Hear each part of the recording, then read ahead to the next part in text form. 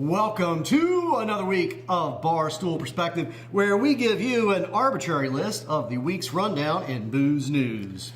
Do you call it Texican or Mexis when you mash up Texas and Mexico? I think Tex-Mex. But if you want to make up a new word, that's fine. I kind of like Texaco. I like It sounds like a Texaco, gas sure. station, though. Yeah. Maybe it's Mexis. It's probably just Tex-Mex, like you said. Anyway, this is Barstool Perspective, and we are going to talk news. Opinion? Sure. And facts. All right, let's get into it. Alaska has seen a quadrupling of illicit alcohol seizures, with most of those alcohol shipments destined to the 96 communities that have banned the sale of alcohol, half of which make it illegal to even possess alcohol. Mike, are you surprised? I am kind of surprised at that level of uptick, unless it's an increase in enforcement.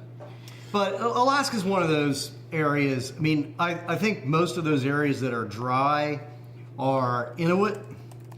And, there's that whole genetic thing with like Native Americans and alcohol. They don't process it the same. And so they tend not to, as communities, be good with it.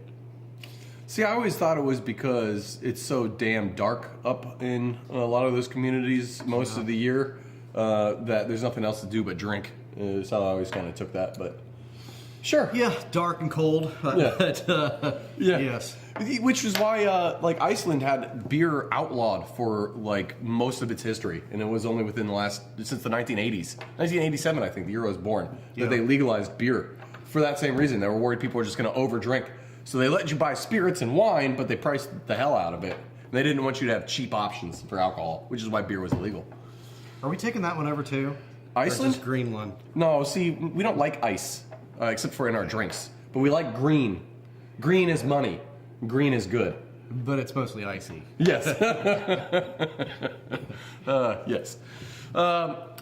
Mike, is Jim Cook gonna be living on a bridge? Absolutely, he's broke as shit. What happened to Cincinnati's favorite billionaire? Well, I mean, he doesn't live here, but they're getting hit. Boston Beer's getting hit pretty bad on all of the leverage they've put into RTDs and seltzers. Which is a significant portion of their portfolio. Correct.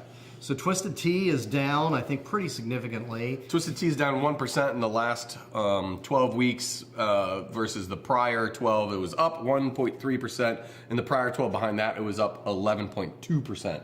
So it's been sliding. Truly kind of fell flat right out of the gate. Yep. It stayed that way. Truly's down 15% already. And they've got another RTD that's doing poorly, correct? Yes, and they have rolled out a brand they call Sun Cruiser, which is basically Twisted Tea, but it's made with vodka instead of being a fermented malt beverage base. So a little bit different, a little more expensive to manufacture, but they want to go after High Noon is what they want to do. Which is also down. Yes, High Noon, it's not down, it's slowing down. It's still up, but it's up 0.6%, which may or may not be a rounding error. And it could be a sign of like, are the depletions up even though sales are still up technically, but are depletions starting to slow? That'll be the true sign. We'll see. We'll know by the end of Q1 if High Noon's in for a rough patch. But what we're seeing here as a whole is that this RTD craze might finally be coming to a slowdown. Yeah, I think that this is the beginning of the end of the whole seltzer or RTD movement. Not that they're going to go away, but, I've said since the beginning of seltzer that it's just the new wine coolers. Every so many years we have wine coolers, we have Zima, then it was seltzers. It's the same shit, and it's cyclical, and it comes and it goes. Yeah, and I don't think Twisted Tea will ever truly go away. Much like Mike's Hard Lemonade has never really gone away, and you'd actually be surprised how much Mike's Hard Lemonade still sells. It's a significant portion, like tens of millions, if not more, per year. So it'll settle in. But yeah, we're not going to be seeing new seltzers rolling out every year. No. So what does Sam Adams do? What's their next move? weed. That is our hypothesis. Yes. Yeah, our hypothesis is that Hypothesis? it has been our hypothesis for a while that Jim Cook is about to become America's biggest weed dealer. And I think that that's what all this acquisition of land in Cincinnati is for. I think they are getting ready to go full bore into weed drink. Yeah, it's gonna be wild when they get into it. We're talking like full scale. You'll be able to buy weed drinks at the airport here before long type situation. Yeah.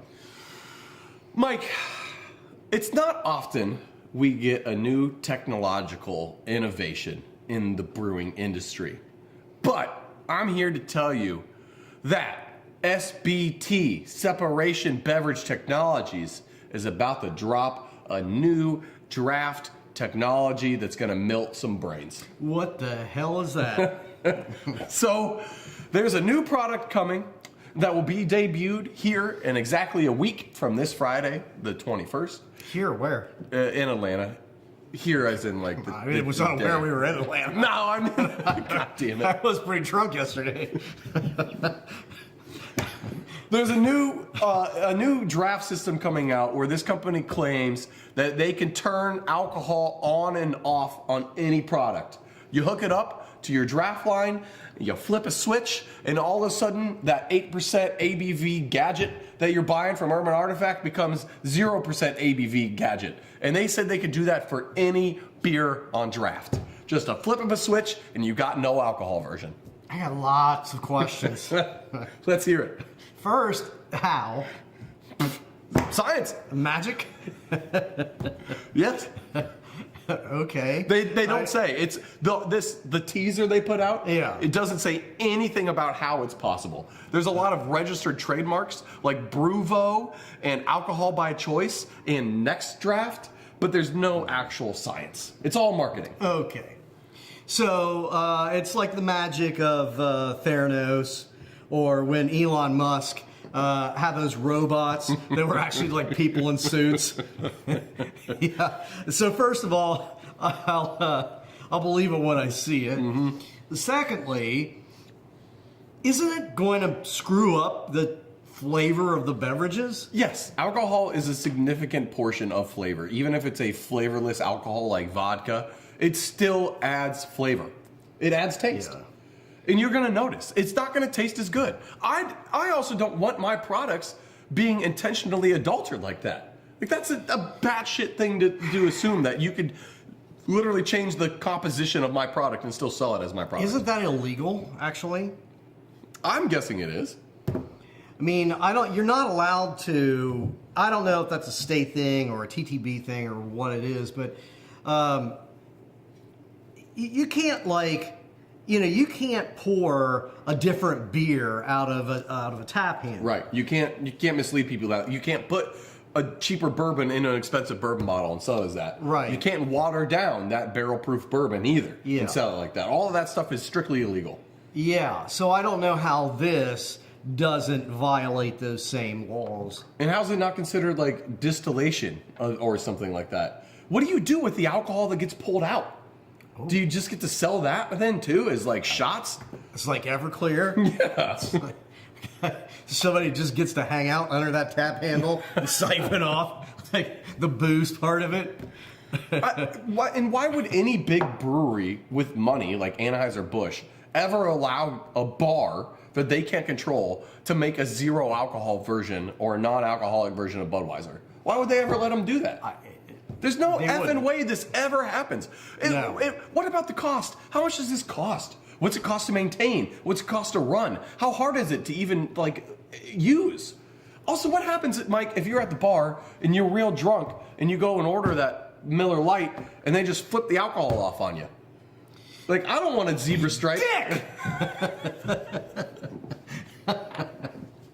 Yeah, it is convenient though, because it's really uncomfortable when you have to cut somebody off as a bartender. So it would be nice. You just flip that switch and Shit, here comes fucking drunk ass Brett again. All right, throw the switch. Yeah, I'll sell you that 8% fucking nugget nectar, you dumbass. Which there has always been like a version of. I mean, I remember Tenant Bar that there would be times where like somebody's friend or date or spouse would say, hey, make sure that all of these subsequent Jack and Cokes are just Coke, please. That's a classic. That's a classic move. Yeah.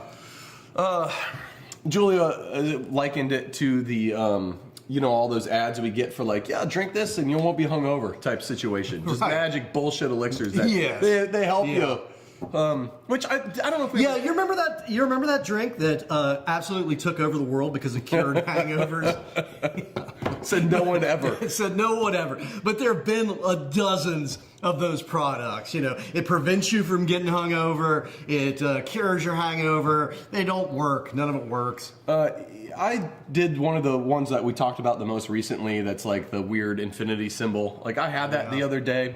I started drinking around noon. I was with a buddy at a football game, and we drank until about 10 p.m. I had roughly 24 beers over that period. A lot. I was fucking hungover as shit the next day. It was a horrible day. I had an awful goddamn day. That didn't do a thing. Yeah. No. I wish I would have got zebra striped without being told. Right? Yeah.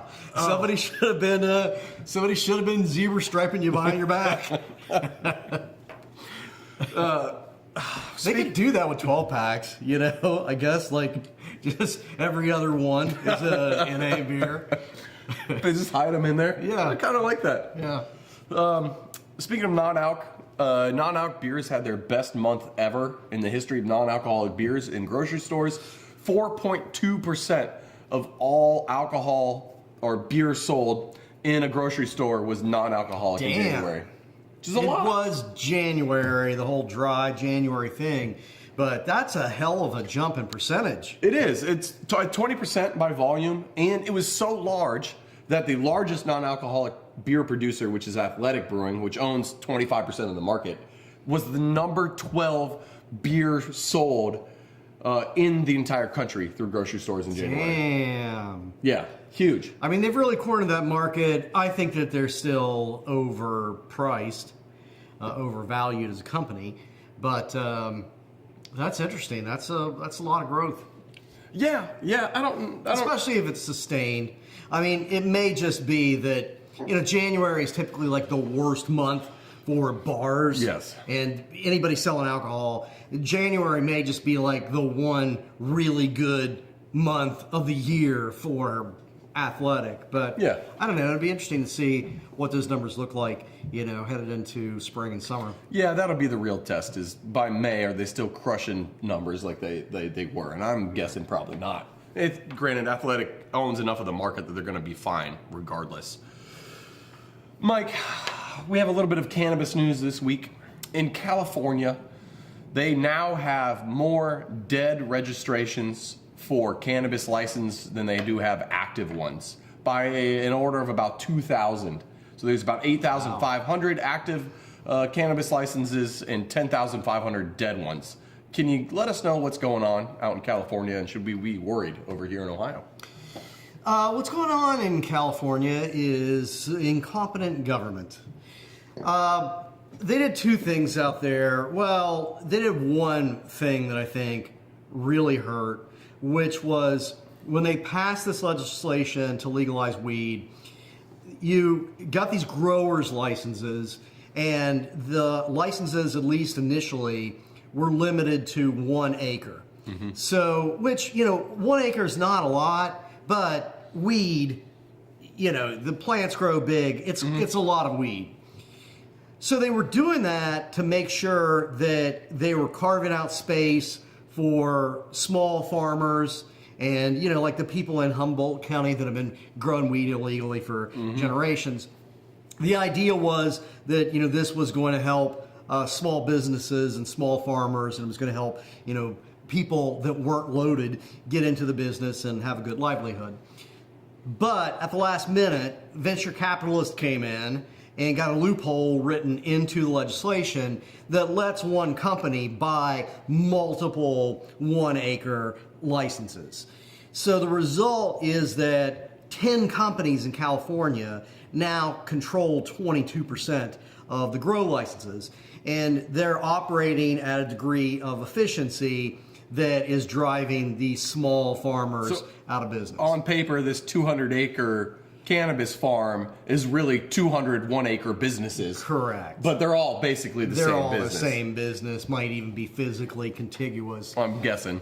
And, the other thing that's happened out there is that because the licenses and the restrictions are so cumbersome, they have actually caused the black market to explode. Yeah, which is insane. So the idea was they were going to legalize weed, crack down on illegal weed, but what they've done through making a system that's so unworkable is that you just have a bunch of people, you have organized crime families doing full-scale grow operations just out in the open, and it's brazen enough that they even have like retail dispensary storefronts that are totally illegal, completely unlicensed. So, the drug dealer that used to stand on the corner now has his own fucking shop. And so all of it has Who just would have been... guessed that was how this was going to play out? That the laws as they passed are so botched. The taxing system that they have in place is so bad and draconian and high that black market weed is not only doing well and surviving, it's thriving. Yeah. That's insane. Yeah. States have all seemed to screw some aspect of this up.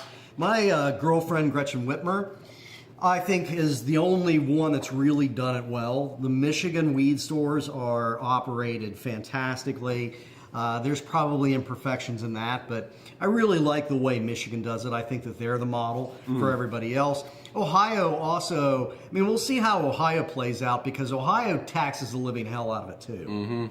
So does Illinois. Well, our state's still actively working to try to make it illegal, even though the people voted for it to be legalized. So that's a whole other issue. Speaking of California. Gerrymandering's a hell of a drug. Sure is. Yeah. Speaking of California and wine, the wine industry has a problem. There is a glut of wine. It's got a lot of them. Yes. There's a glut of wine, which means there's a glut of vineyards, which means that they either need to sell a lot more wine very quickly, or, as the president of the Allied Grape Growers Association has said, a swift and urgent removal of massive amounts of acreage of vines. He has come out and said we need to remove at least 2,800 hectares of Cab Sav alone on the coastal California. Holy shit. How big is a hectare? I can never remember. A lot bigger than an acre. Yeah. I don't know. That's a heck of an acre. about That 3 was the times. most dad thing I've said in quite a while. It's about 2.5 acres is a hectare. Okay. So 2,800 acres when total acreage on grapes probably is I don't know. Talking low 60 some thousand acres. Yeah, that's a lot. An insane amount of acreage. So I don't know what that means. Does that mean we're going to be able to get cheap land in Napa here soon? I think that's going to be one of the probably unfortunate side effects is that you're going to have development of farmland out there. One of the things, the whole wine industry, it has all of its pretentious BS, but it has been good for sort of privately maintaining an aesthetic for that part of California.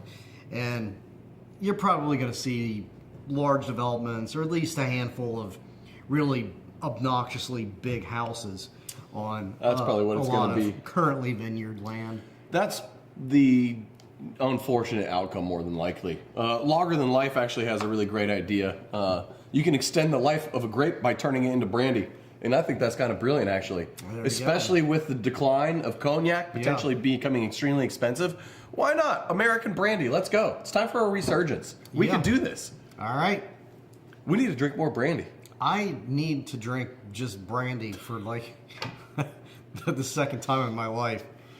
Well, speaking of brandy, Chili's, the restaurant, is crushing it. Yeah, because they're so amazing. Well, they got baby back ribs. They do have microwave baby back chicken, ribs. microwave steaks, Great. Sounds fantastic. frozen vegetables. I don't know what selling more. the hell out of it. Yeah, I haven't been to a Chili's for a long time, and there's a reason for it. And that reason is that Chili's sucks. Well, they're up 30% year over year. Oh my God.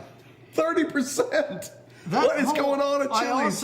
I read that Cheesecake Factory is up, doing really. Their numbers are really good as well. And so is Applebee's. Which, granted, Applebee's has dollar margaritas every once in a while, so like I get that. But what I really think it is how much does it cost you to go to Wendy's and get family dinner for family of 4 too? $15 a meal, like with the drink and the fucking fries and all the stuff. It's not cheap anymore. And how much is it to go to an Applebee's or a Chili's? Probably $15 a meal. Yeah. So not why not go? more. Why not go sit down and have a good meal at Chili's rather than having a shit meal at McDonald's? Yeah. You got to tip somebody, but yeah. Oh, you don't have to tip someone. It's not illegal. I mean, you're a dick if you don't. Your karma's gonna suck. Well, karma's not real anyway. Nothing's real anymore. Do you have any more thoughts? Don't not tip your server. Do you have any more thoughts on Chili's, Mike? I think I've exhausted my thoughts. thought you had some philosophical discussions to lay upon us. I mean, it must say something about either the economy or consumer confidence. I mean, you were seeing those restaurants get hit really hard. They were losing a lot of business.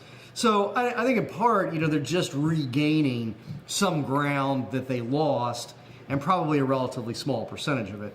But, I don't know from a broader economic standpoint, maybe it means that people have been feeling better about where they're at, or they've been doing a little bit better, or because eggs got so much cheaper. I don't know. But when I'm paying nearly $1 an egg, I'm very excited to go to Applebee's. yeah, it's sure. Just don't order the eggs. Well, in other restaurant news, Chipotle is back. It's crushing it. No, it went away. They're looking to hire 20,000 people by May. And they're also then looking, in addition to that, to by the end of the year, add 3,700 more units, i.e. chains, locations, to bring their total up to 7,000, which would effectively double their workforce on top of that. Wow. What the hell is going on with Chipotle? When's the last time you ate there? I've never even seen anyone eating a Chipotle burrito in real life for like a half a decade. It's been a while since I've been to a Chipotle, but I go there. It's for that category of food, it's actually pretty damn good. They do give a bunch of people a coli every couple of weeks. So, there's a whole lottery aspect to it. It might kill you, but other than that, it's pretty good. It is a lot of food, and I guess if you're talking about I can get a $15 meal from Wendy's or a $12 Chipotle burrito that's twice as filling. I guess. And it's better quality ingredients, and it's slightly healthier, or a little less bad for you, I guess. I don't know. I don't get it. I really don't get it. Maybe we need to go to Chipotle again. I got that baby back ribs jingle in my head, and it really pisses me off. Mike, you're a lawyer. I guess. What's going on with Pepsi? They're dicks. And that's your law advice of the week. Pepsi is getting sued, and this is what the plaintiffs hope are going to become a class action lawsuit, because Pepsi, that also owns a bunch of the biggest chip brands, Fritos, and I forget what else they... Frito-Lay encompasses things like Doritos, Yeah. Lay's, Cheetos, Yeah. Ruffles, all that crap. Okay, so some of the most popular chip brands, plus Pepsi, and they are screwing small businesses. They're charging huge corporations significantly less for the exact same product as they are small businesses. And that actually violates federal law. So they're being called out for it, and they're getting sued over it. And I hope that those plaintiffs win because I think it is large-scale corporate bullshit. It is, because they're looking at it like, we charge a flat price. But if you're big enough, we give you a discount because you buy a lot more. Right.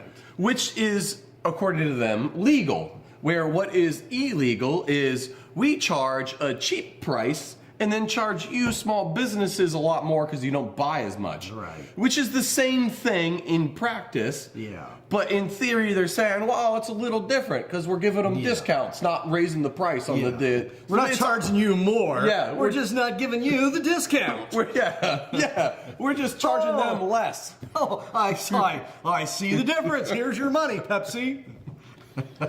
Yeah, so Screw you guys. it's 100% bullshit, and hopefully they lose because it's just one more thing that makes being a small business damn near impossible in this country. I swear to God, I mean, the war on small business has been going on for a long time, and it seems to be ratcheting up a lot. From a governmental standpoint, you know, it has been a bipartisan war against small business. But you're also seeing these things that are just happening from the private sector aspect of it. Here locally, we had something that's kind of related in the sense that it's just private financial decisions that are making it harder for small businesses to operate. And that is that one of our big distributors here called Heidelberg, they got recently bought out by, venture capitalist scum. And they just announced this week that if you're not big enough to order enough at any given order, they're going to cut down their deliveries to you to once a month. Yep. So, and Heidelberg is the distributor of all AB InBev products, as well as a pretty big portfolio of regional craft brands.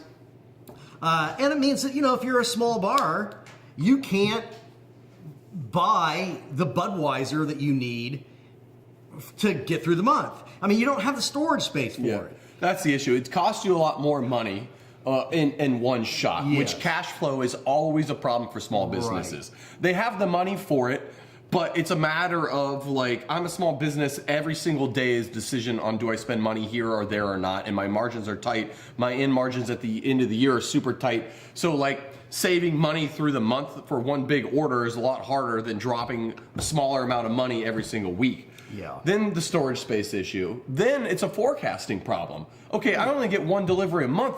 How do I know how much Budweiser to buy for the month? Especially when things are so crazy right now. Are people coming back out? Are they not? If I'm getting kegs, how many damn kegs do I got to keep on hand? If I'm just doing bottles, how many cases do I got to stack up? And then what happens if I run out a week and a half before the end of the month? I just got to be without Budweiser until then? It's insanity. Which you're going to do. And I don't know how it's going to work out for those guys. It's my understanding that you'll be able to go and pick the product up, but they're moving from their Cincinnati location to either around Dayton or Indiana. But one way or the other, it's at least an hour drive. If you're running a small bar, you got to drive an hour one way to go pick up your own product. And, I feel bad for the businesses. I feel bad for the craft breweries that are represented by those scumbags.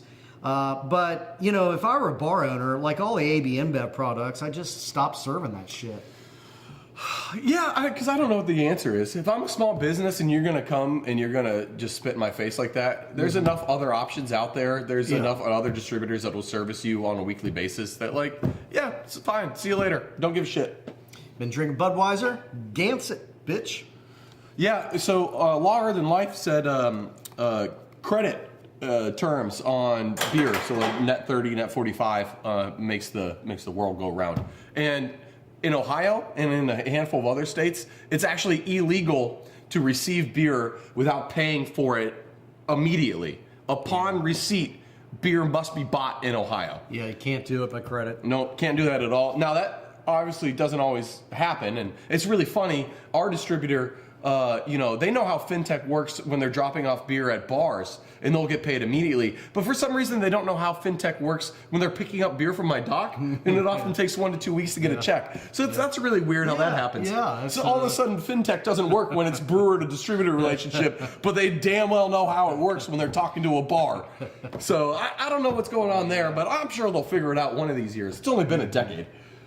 There has been, state of Ohio, the whole distributor network, we talked about that in the past. I mean, there is a justification for consolidating distribution that's helpful to a lot of businesses. But the finances of it usually don't make sense.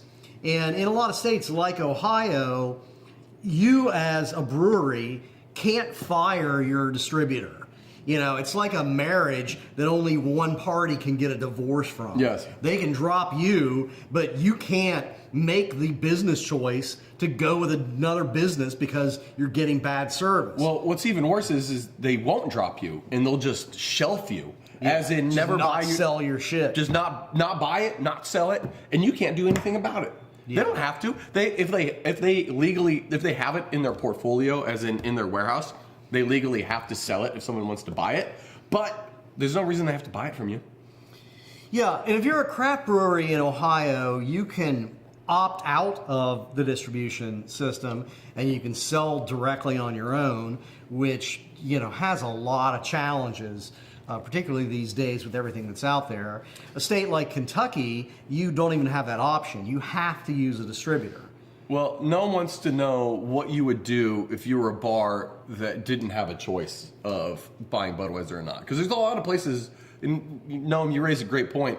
There's a lot of places that don't have a choice. Like, their customer will literally go to the next bar down the street. Yeah. So what do you do then? Do you drive out to fucking Indiana every goddamn week to pick up your shipment? Yes. That sucks. Yeah, it does. Yeah, I mean, it's a good, at least half of a workday that you lose productivity for every week to do that. Brutal. Yeah. Yeah. But the bottom line for some rich fucks is going to be better, Brett. And in the end of the day, that's what America's about. That is all that is about. Mm-hmm. Well, speaking of rich fucks, Warren Buffett has just bought $1.24 billion worth of Constellation. Constellation, as you know, it sells Modelo and Corona, which are both from Mexico, which are imports, which are potentially subject to tariffs. So my question for you, Mike, is what the hell does Warren Buffett know that we don't about these incoming tariffs? He's pretty old. It's possible he is getting dementia. Him and Dementia Joe? Yeah. Hanging out together? Yeah. I don't know. That's interesting. I mean, Buffett has been kind of the gold standard of predicting market trends. But I don't know how you see. What has happened with Constellation stock? I mean, has it taken a serious drop? Because it probably is a good long-term bet. That's probably what they're doing. Yeah. Also, I mean, these tariffs, I think what we're seeing with these tariffs is that your president can say he's going to do pass all these tariffs, but even though he doesn't have proper handlers anymore, even on Fox, he's going to get brutalized for how stupid that is and how bad it's going to impact the economy. So I don't think these 25% Mexican tariffs are going to happen. I don't think so either. So Buffett's probably doing this because the stock dropped based on these tariff announcements, and he's betting on the fact that it just ain't going to happen and that the stock was a good deal. Longer Than Life mentioned that Constellation might still have some weed interest as well, which I forgot about. Didn't they invest in Canopy Growth? Was that them? Oh, maybe. I think there was. I think there is a tie there as well. So that's an interesting point. And Larger Than Life also had an idea for starting a contract brew in order to get out of like a distribution contract, if I'm reading your question right. Listerman did that. That was where Triple Digit came from. Listerman was stuck in a contract with a distributor, so they created the Triple Digit brand as a way to get out of their contract with that distributor that owned the Listerman rights, so they could then self-distribute the Triple Digit brand. So that's where that came from. So it's plausible. Now, do you open yourself up to a lawsuit? Maybe. If they care. Yeah, I guess if they care enough. And if they're shelving your brand, they probably don't care enough about your business anyway. So, I guess that's it. We're kind of up against the clock. There was a couple other stories, nothing too exciting. The Brits aren't drinking nearly enough anymore. Young people in Britain just aren't drinking. Like 43% of them, 18 to 34, don't drink anymore. What the hell's wrong with these Britons? I mean, it does. It's your birthright to drink shitty beer. It does mean that a majority of them are still drinking, but it is a significant decline from their traditional drinking rates. Listen, of the youth. 43, 4 rounds up to 5, and 5 is half. So that's the majority. Yeah, sure. That's just math, Mike. That's just math. All right. Listen, I am an engineer. I can understand math. It's close enough. It's good enough. I am a lawyer because there was no math involved. Yeah, good stuff. Yeah. All right. All right, you got anything else? I guess not. Oh, yeah, we got some plugs before you guys leave. Book, CincinnatiBeerBook.com. We'll sign your book. We'll sell it to you or whatever. Check out our shorts. We're doing best worst. That's kind of the thing that we do on our shorts now. We're going to keep that series going. We got a nice Canada v Mexico thing coming for you. But in the immediate future, on Tuesday, the initial round of whatever 18 beers we did, the championship round is coming out on Tuesday. So find out who wins. I think it's between Bush and Old Style. So find out who our best worst beer is out of our initial rounds.